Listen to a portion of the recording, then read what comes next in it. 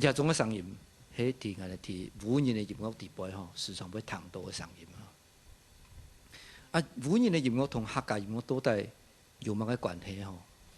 其实武人的历史同客家人的历史吼，有第个歌唱吼，真相像啦。譬如讲，给武人的过去那本烹饪的大鸭吼，虽然迄过去的历史，但是佢嘅历史啊，留喺佢嘅音乐当中当背吼。所以就係要迄講安尼，青島人地帶咧咁啊布魯斯吼藍調，藍調同安尼客家歌謠地背山歌，其實有一度以上唱嘅素材吼。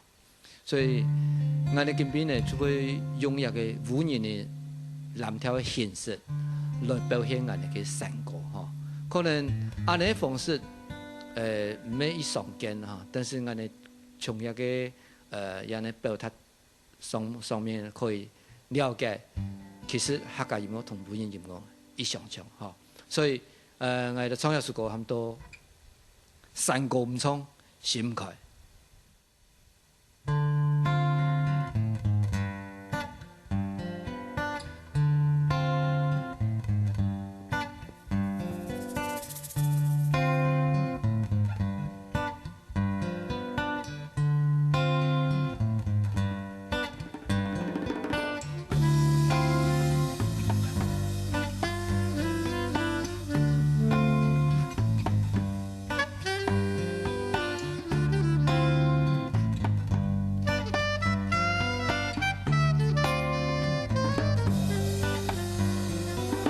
山歌了马冲啊，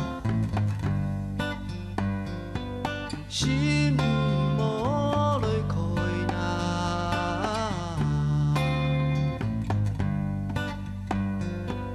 太路了来马行啊，上流了。